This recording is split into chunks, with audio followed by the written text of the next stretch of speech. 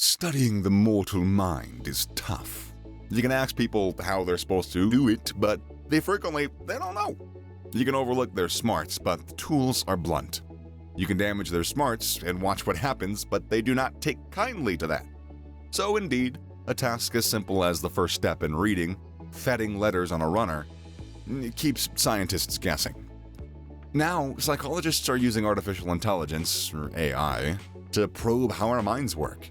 Marco Zorzi, a psychologist at the University of Padua in Italy, used artificial neural networks to show how the brain might commandeer connections in the visual cortex to the ABC letters he and associates reported last month in Nature Human Behavior.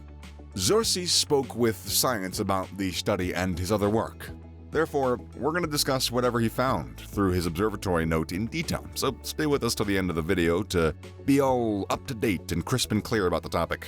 Let's begin.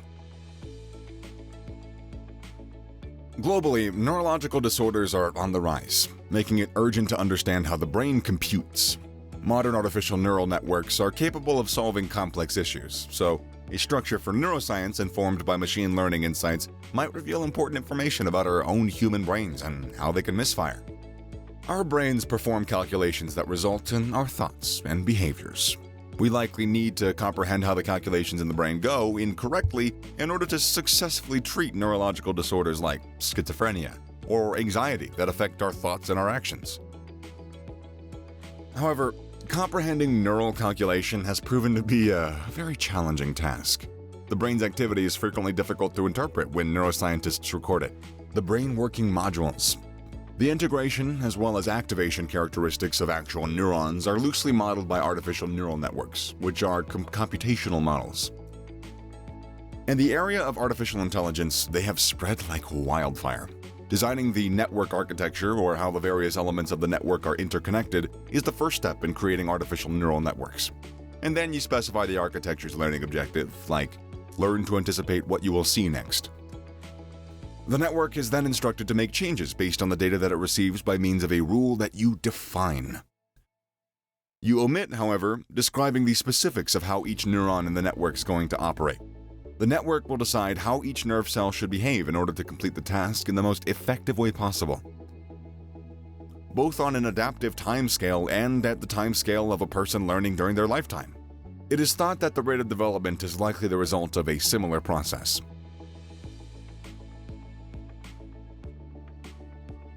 He claimed that they initially used raw patches of images of trees and mountain ranges to train the model, and that this experience also helped to create a vocabulary of crucial visual features that the network uses to understand about letter shapes. Although the concept of neural recycling has been discussed for some time now, this is the first instance in which performance was actually improved. A model that was trained on real-world images performed better at letter recognition than one that wasn't. When compared to the very same network without recycling, recycling helps make literacy letters move much more quickly. It provides an advantage to the network.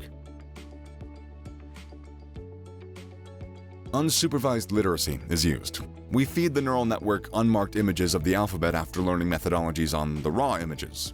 The only requirement is to create an internal model of the data and identify any unused structures. The reason that it generates correlations from the top down is why it's called generative. It interprets the fresh sensory data that's coming in using the knowledge that it learned. On the other hand, a more straightforward algorithm learns to mark the labors of that network with letters.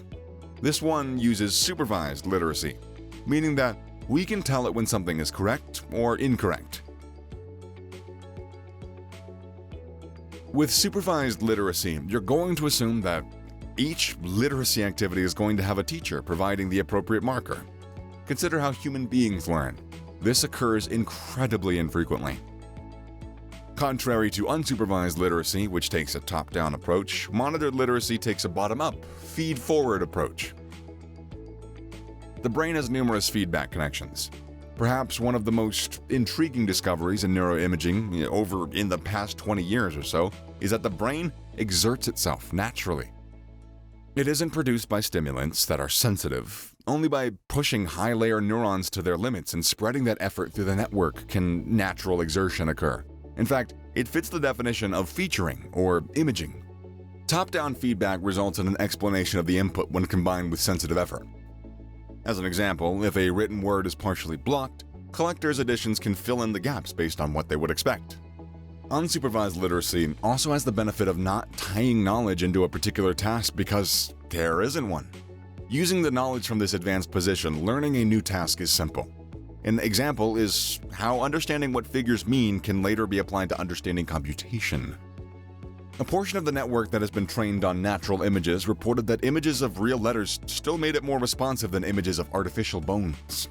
Does that imply that actual letters occasionally behave naturally? Yes, this is yet another explanation, according to the observation. There is a long-held theory that all writing systems' symbol forms have given cultural names to correspond to the statistical data of our visual environment. We can make assumptions about this in aspects of the shapes needed to better suit natural intelligence. We are aware that both infants and living things can compare the sizes of objects without the use of markers. The team created a system whereby a neural network's deep, unsupervised literacy of images with various object figures produces a visual number sense. It was the first study to use cognitive modeling with deep literacy. You can create an algorithm for literacy using neural networks. You can attempt to manipulate network literacy data to your advantage. Consider a skill like reading. You could also attempt to comprehend atypical literacy, like dyslexia, if you possess a computer program that can read. This is actually a heated argument. What is the fundamental flaw? Phonological, visual, and attentional poverty have all been studied. We put these theories to the test using a computer reading development model. According to Zorzi, there is no ultimate need or fixed way of explaining the discrepancies in real dyslexic children's learning styles if you do not assume that dyslexia is caused by more than one deficiency. The goal of this strategy is to create substantiated models of individuals and use simulations to predict the outcomes of interventions. As per the results, yes. Bringing in further constraints from the information that we've had about the brain and how people learn can give us all some new ideas on how to explore new literacy results. The dopamine-releasing neurons in the brain seem to encode data about unexpected rewards, such as the unexpected delivery of some food, according to one successful implementation of this strategy. Artificial neural networks are frequently trained using this type of signal, known as a reward prediction error, in order to maximize the rewards that they receive. Artificial neural networks might be able to shed light on causes of neurological disorders, which are the second most prevalent group causing death worldwide. Although the current ideas and systems of neuroscience are fascinating and insightful, we think that a coherent framework based on how evolution and learning has shaped our brains could fill in a lot of these gaps that we've been unable to resolve. And that's about it we got for you guys today. So yeah, thanks for watching. Do subscribe for more content like this, and don't forget to drop a like on the video. I'll see you in the next one.